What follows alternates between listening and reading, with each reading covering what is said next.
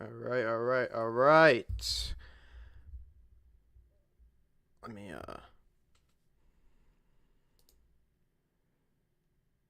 okay. Well, I can't pause it. Anyway, welcome to the Wrestling Pod. I'm your host, Carlito Santiago. And SmackDown happened last night, and it was in, of course, Chicago, Illinois. And we are going to be discussing what happened on SmackDown.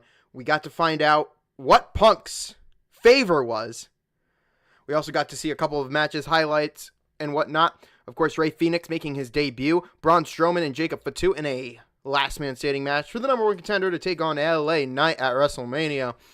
Motor City Machine Guns took on DIY for an opportunity at the Tag Team Championships and more, of course. Before we get into this, if you guys could, please hit that subscribe button, drop a like, comment down below, and turn on those post notifications so you'll never miss a stream or video from us. So I got some good news. Lewis will be joining us on Monday's pod, or Monday's little review of Monday Night Raw, where I will also be breaking down how the WrestleMania week will go in 2 weeks from now. Actually, yeah, 2 weeks from now. We are 2 weeks away from WrestleMania happening. And I want to break down what the situation will be.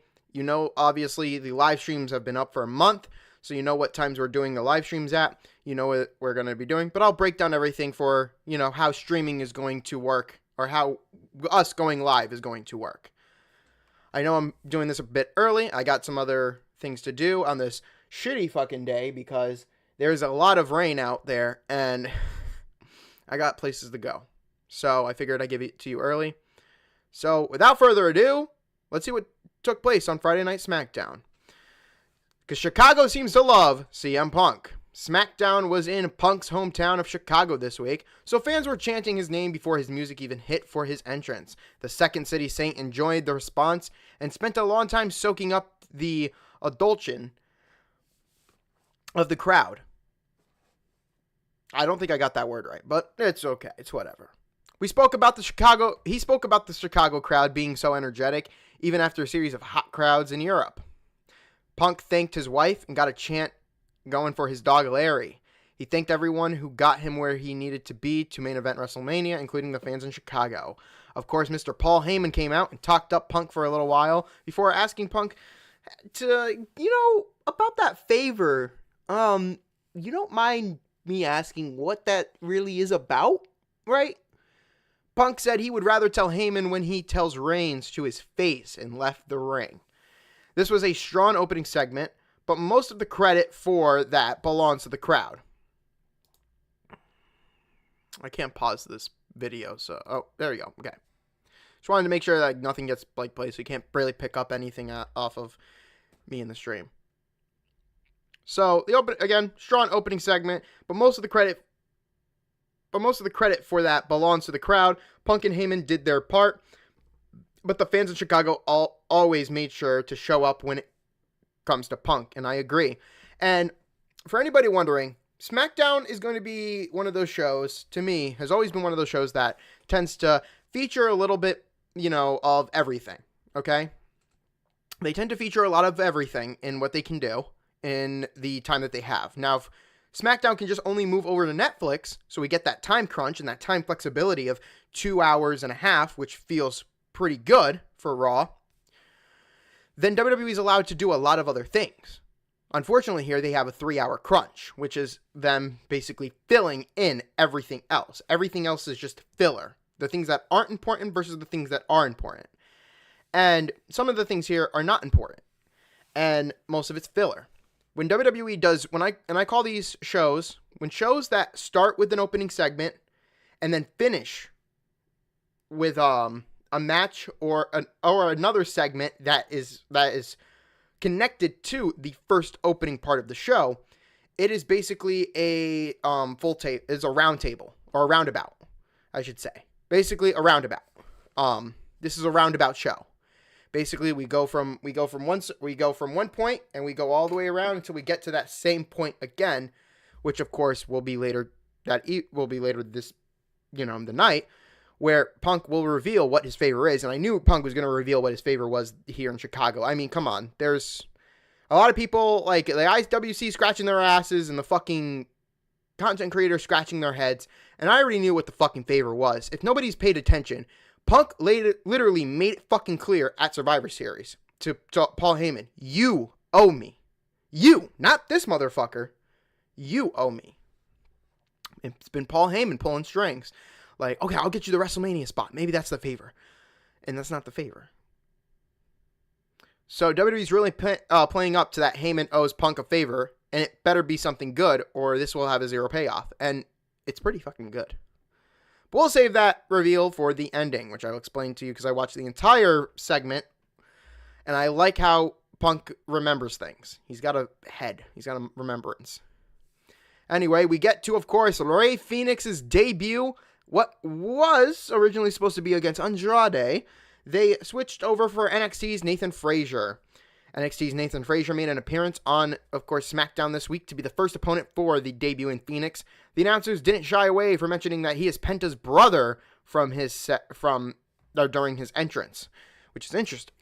Also, for anybody wondering, I love how, okay, I don't think they mentioned it here, but if you guys didn't know, Nathan Frazier was trained by Seth Rollins. So most of the moves you saw were like, oh my God, this is a reference to Seth Rollins. All of these moves are Seth Rollins. Is because he's been trained by him. And if you don't believe me, look up his Wikipedia, look up who he's been trained by. It will pop up. Again, Frazier and Fénix began with a standard exchange of wrist locks that ended in a stalemate, but Fénix quickly gained the upper hand and began showing off for the crowd. If you are familiar with Frazier's work in NXT, then you know he is one of the quickest people in all of WWE. He and Fénix put on a fast-paced match that not only allowed the debuting superstar to look good, but it also allowed his opponent to impress the crowd with his abilities. Plus, Fénix has also been in AEW, so he's able to work at that high, fast-paced kind of match, which is even good. It allows him to be open and fresh, but also be able to take things a little slow. Right? Like one step at a time. And honestly, this opens up the floodgates for WWE to continue doing more of these. You know, put Fénix up against people that are going to give him some quick back and forths, but also be able to kind of slow him down. Like more of the heels, because Rey Fénix is pretty small and fast, you want the heels to be, or you want the people he's going to go up against to be kind of a bit bigger and a bit stronger. I think Frazier being, from NXT, bringing him up, getting him an appearance on SmackDown and showing off his ability, just like Fénix's ability, I think is perfect. Now, a lot of people, I know the IWC were, when they heard fucking reports of Andrade rumored to be the fucking opponent, they were going to think, well, I already knew what they were going to think. They were going to think like, oh, we're giving Penta Andrade at the expense of Andrade losing this match to make Fénix look good. For Christ's sake, you guys are, oh my God. Matches like this have a higher chance of botches. That is true. So there was a couple of moments that didn't hit as planned, but they didn't slow down the momentum of the match whatsoever. This was far more competitive than it needed to be. With that being said, of course, it worked to its benefits, with Fénix winning the match by hitting a Mexican muscle buster. If you don't know what a Mexican muscle buster is, think of Samoa Joe's muscle buster, and then kind of think of a Michinoku driver. That is literally what it is. Combine a Michinoku driver with a fucking muscle buster. Muscle buster. To get the win, and of course the 1-2-3 victory. So Rey Fénix looks impressive here. Whoever chose Frazier as his first opponent made a good pick. I agree. Frazier got hung up during a suicide dive, almost had a horrible landing. True that. And of course, this match graded an A-. And honestly, great opening match. You debut a superstar, and WWE's keeping them separate. I like that WWE allowed them to go into this separate than as a tag team together. So, yeah, I'm very impressed, and I can't wait to see more of Fénix. I really can't see. We got two Rays. When we talk about. When they talk about Rey Fénix, they're just gonna have to mention him as Fénix. Up next, we had a little one-on-one match, a little filler here. LA Knight, yeah, our United States champion, took on Tama Tonga. So Tama Tonga finally had a chance to work a singles match again, but he had to take on the reigning, defending, undisputed United States champion, LA Knight. Yeah. The megastar had the upper hand at first, but one quick move to send his head into the middle turnbuckle allowed Tonga to take control. Sikoa tried to help, providing a distraction that allowed Tonga to send Knight off of the apron and into the announce table as the show cut to a break. The second half of the match was pretty competitive, but it ended with Knight scoring the win and making a quick exit to avoid Solo striking him with a spike. So, Knight and Strowman also had a backstage confrontation with Sikoa and Tonga before Knight went to the ring. My bad. This was a pretty good match. It showed off what LA Knight needed to do. And I'm going to be completely honest with you. My idea for this WrestleMania match between what's going to possibly be Braun Strowman and Jacob Fatu versus LA Knight, Knight should drop the title. I think LA Knight should drop the title to whoever the fuck, wins this. I think I know who. I already know who wins this match, or who won the match for the last man standing, which I think is nope. So, yeah, I think if we're gonna get it there, fucking better be a good one. Better be a good WrestleMania match for the United States Championship. I think a lot of people will be impressed. But next up, two things happened. We had a tag team match, but we also had to, of course, send our way over to a confirmation between Charlotte Flair and Tiffany Stratton, as if this interview did practically nothing. I know a lot of people will say something off of reels in the comment sections of those reels and those videos of Charlotte and Tiffany's back and forth. I'll give you my opinion after I read the whole thing. So, but before that, we got a cryptic little message. Got a cryptic little tease for someone before the segment with Charlotte Flair and Tiffany. Okay, most likely Aleister Black coming back. Yeah. He could actually be the next member of the Judgment Day, honestly. Charlotte Flair and Tiffany had an interview in the ring with Wade Barrett. I got some bad news for you. The crowd was giving the Queen so much heat that she had to yell into the mic to be heard. Fucking. The segment started off fine, but eventually went off the rails because, yes, Tiffany and Charlotte went off script. If you couldn't believe it, when fucking Tiffany said, when it's all said and done, you'll end up being just like you are outside of the ring, alone. What is it, like 0-3 now for you? Until Tiffany made a quick exit as Charlotte's like, haha, funny. Hey, explain to me why Kaiser's in my DMs. And then nothing left. I think Tiffany, people will say Tiffany, some people who are, fake nice guys, who support this company and be fake nice guys, they will say, yeah, Tiffany ate and left no crumbs. Other people will say Charlotte is a fucking bitch. And listen, I'm going to be honest with you. The IWC might be wrong about a lot of things. Now, when it comes to Charlotte's appearance, let's be honest. Charlotte's not that bad looking, okay? Hell, she had 3 fucking marriages, so clearly she's not that bad looking. But what I will say is the IWC might be wrong about a lot of things. I mean everything. But one thing I think they're not wrong about is Charlotte Flair. I honestly don't think they're wrong about Charlotte Flair. She's just fucking terrible. I'm going to be honest, this whole little segment between Tiffany and Flair is what was awkward. I think that's the correct word to use. I think this segment was fucking awkward. If you didn't find it to be awkward, I don't know. I found it to be awkward. It was just like, it was so cringeworthy. That's another thing. That's another word I would use too, is cringeworthy. It was so cringeworthy. I had to sit through it and listen to it twice to get the whole context, and it was so fucking bad. But say what you want. That's just my opinion. That's coming from me. Everybody's entitled to their own opinions. I'm entitled to mine, and that's what I think. Do you guys have any opinions? Of course, you're entitled to your own opinions in the comments down below about this. So, I don't know. Let me know what you think. After a break, Alex Shelley and Chris Sabin took on Johnny Gargano and, of course, Tommaso Ciampa for a shot at the tag team titles held by the Street Profits, who are at ringside to watch. Okay. Sabin and Ciampa started the match, but it didn't take long for their partners to get involved for some double team spots. We've seen these two teams fight several times in the recent months, so they had no problem using their established chemistry to put on an exciting contest.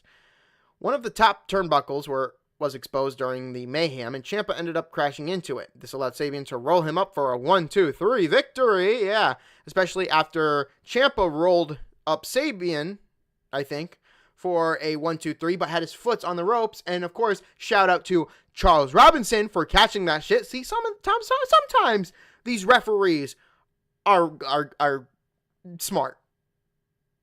Sometimes these referees are smart. Most of them are just fucking dumb. Most of them are fucking dumb. Anyway, the Motor City Machine Guns defeated DIY, and they will be next in line for a tag team opportunity against the Street Profits. With WrestleMania coming up, we got to feature a lot of teams in there. So, hopefully we get the tag team title situation en route, and we get to our, we get some tag team action at WrestleMania. Maybe a triple threat tag team match, maybe a fatal four-way, hell, maybe a tag team turmoil for the tag team championships. There's a lot to unpack in this. But nonetheless, they're both great teams, and the more you keep putting them, it's kind of interesting. I hate repetitive matches because I hate when it keeps going week to week to week with the same crap. But when you put them like later down the line, when you start to do these tag team matches again later down the line, I'm not saying like wait fucking 2 weeks to do another tag team match. I'm saying like down the line when you do these guys again, like within a year or so, like within a year you do these tag team matches again, they'll keep getting better because they'll keep building chemistry with each other. It's good. It's a good strategy. It's a good fucking idea, and I praise it.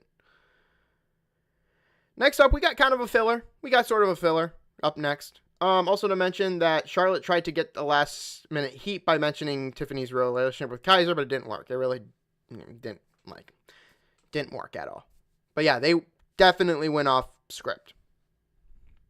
We got some filler here as Michin came out with B-Fab, but didn't stay on at ringside to watch her match against Naomi. Jade Cargill attacked Naomi during her entrance, but didn't do enough damage to cause the match to be called off. As soon as Naomi got into the ring, the ref called for the bell, and B-Fab started taking it to her with a clotheslines.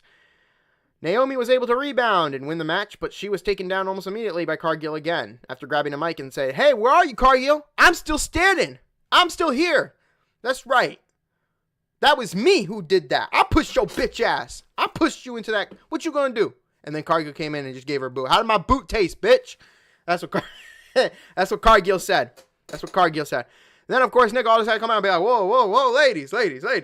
We got a lot of things. You guys need to work out some issues. So I got something planned. We're going to, of course, put you both at WrestleMania. And I kind of figured that out. I figured that would be something. Because remember, if you guys didn't see, go back on my streams and you can look. I re-edited this today. That's weird to say. In my cards here, I did have this match kind of like, okay, it's going to be there, but it's to be determined. So what I know for certain is that night one, and you can look at the Wikipedia, it only will tell you this and this. But Logan Paul and AJ most likely to be night 2. Tiffany and Flair to be night, I forgot to add the championship. Oops, what the fuck did I, okay. Tiffany and Flair to be night 1. Gunther and Jay to be night 1. I know there's a lot of things getting set up. I have a list on it from Twitter. So eventually all of this will practically be like maybe determined next week. They didn't do anything with this yet. McIntyre's a bit out. They dropped, and I hope, hold on, let me see if they mention it here. Yup, they do. Okay, we'll get to that because there was another one dropped. But yeah, the match we got was short but didn't accomplish much, but Nick Aldis did book Naomi and Cargill for WrestleMania after the match helped. So this was C-, basically filler. Basically filler. And them getting a non-title match at WrestleMania? That's huge. That's huge. That's big.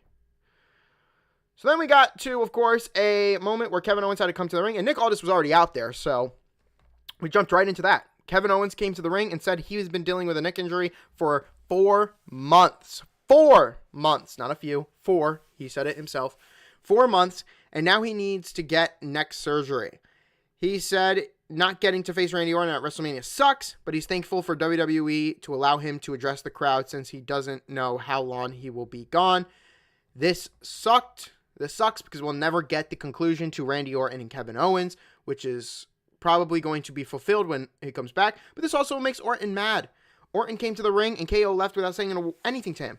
Aldis informed Orton he no longer had a match at Mania. So, of course, Orton did what any other superstar who has voices in their fucking head would do. He RKO'd the shit out of him. Now, I love long-term booking. If you guys remember, Aldis got RKO'd way back in like December of 2023. Orton paid him an $100K fine. Now, Nick Aldis was shocked. This is a $50,000 dime. Why am I getting $500,000? Or, sorry, why am I getting $100,000? Randy says, it's for the next time I do it. What do you know? This was the next time he did it.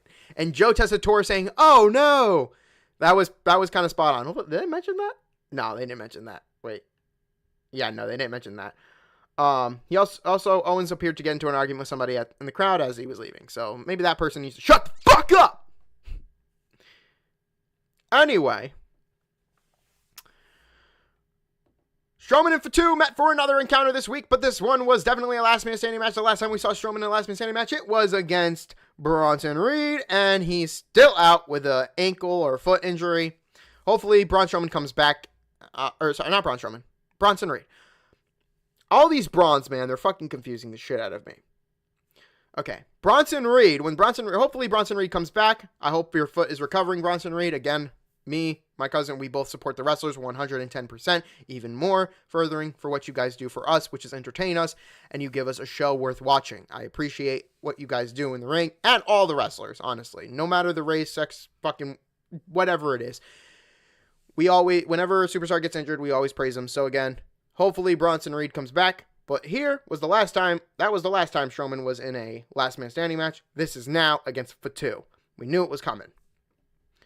The fight got started as Strowman was making his entrance, so the ref called for the bell and didn't even wait for them to get into the ring. The Monster Among Men had control until they got back into the ring.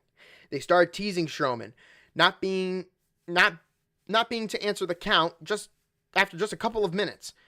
But he was setting up a table in the corner shortly after we returned from a break.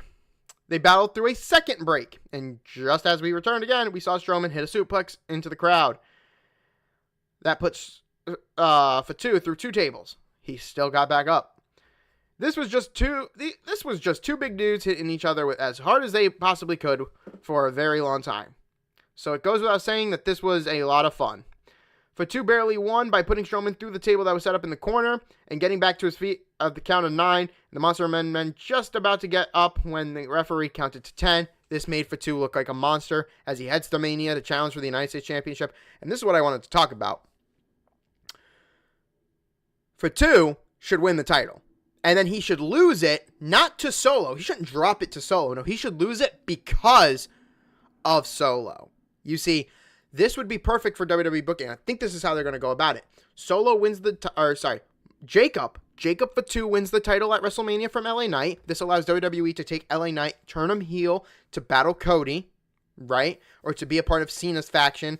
Orton's got nothing to do, so they're going to try to get him into that. And if they do, and hold on, what do I have this at? What do I have? Now, they could do this early in the show, or this will get put up to night 1, where they can take LA Knight and Randy Orton to help out Cena win the championship at WrestleMania.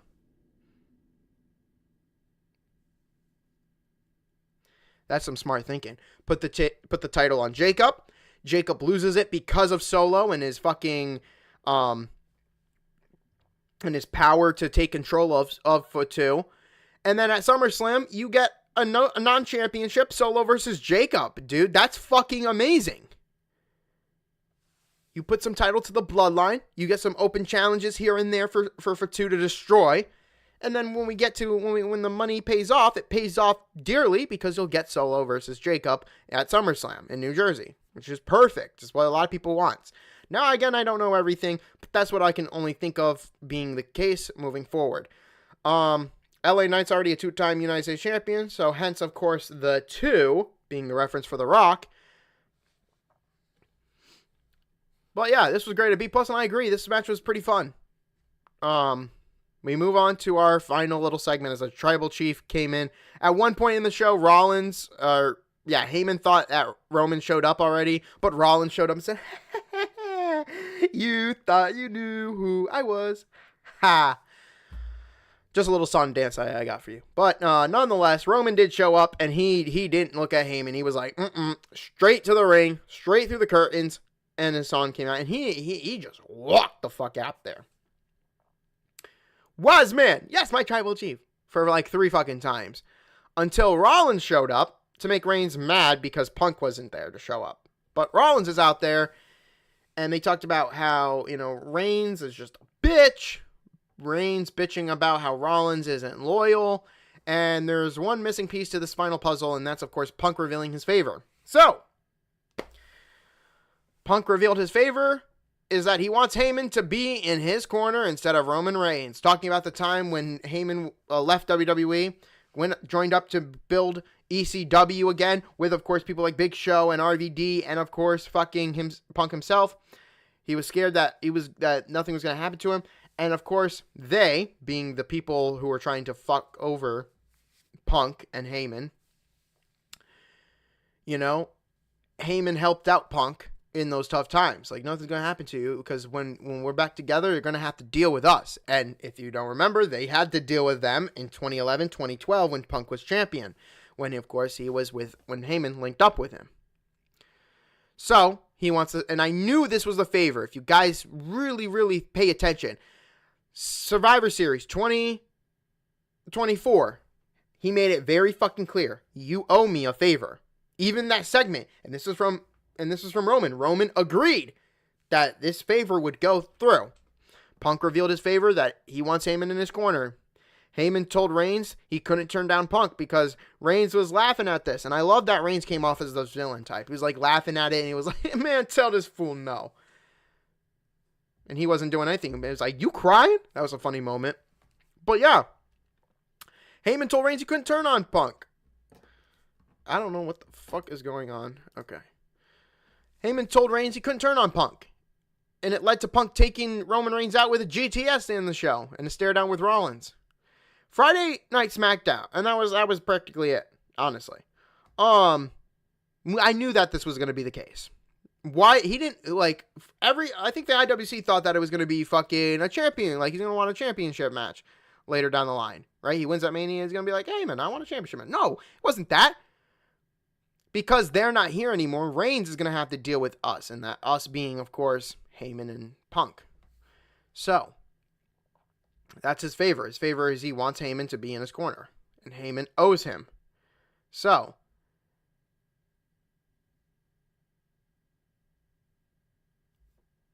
I mean, we knew this was coming. We knew that this was the tension. And Rollins is just eating this up.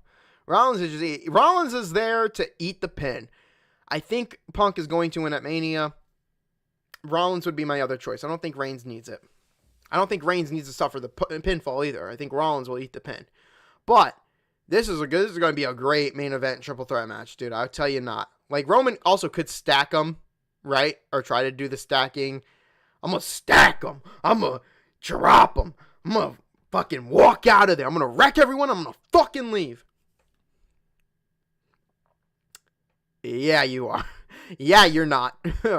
But Friday Night SmackDown's episode was strong. It was a very strong episode. It advanced several stories, featured a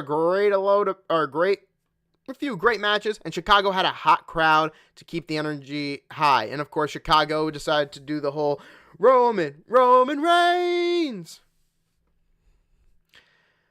The tag team match was entertaining, as well as the last man standing match, but honestly, the one that broke the camel's back, or the one that stole the show, was, of course, Phoenix and Frazier, who stole the show with their high-flying bout. Go check them out. That is great. And like I mentioned before, having both Lucha Bros in WWE without them being showcased solely as a tag team is an interesting way to be used, right? Especially out of the gate. And so far, it's proved to be a great decision. So, the build for WrestleMania 41 is finally heating up. Let's hope the last few shows before the two-day event have the same energy, and we can keep hyping this up. And you got to go bigger. You got to go stronger, because you're not going to get anywhere if you don't do it, right? You got to build up WrestleMania 41 as this big extravaganza. This two-night extravaganza. Graded a B, and honestly, this show should get the B+. It's going to get a plus. It's going to get a good old plus sign. But yeah, take a good look at this, guys. So this is what's rumored to probably be WrestleMania. If I looked at the things correct, this is most likely to be the matches for WrestleMania. As far as we know, to be determined is the tag team title situation. The IC title right here. Damian Priest and Drew McIntyre to be announced eventually. Kevin Owens and Randy have been taken off of the schedule. So we still have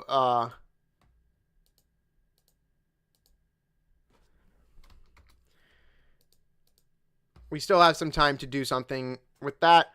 I forget anything. Oh yeah, the women's, should add that because I looked at Wikipedia. It says the women's tag team titles are going to be defended from a gauntlet match. So look out for that. Look out for that to happen. But yeah, until then, Friday Night SmackDown was a pretty good show in my eyes. A lot of good things here, and I can't wait for what is to be.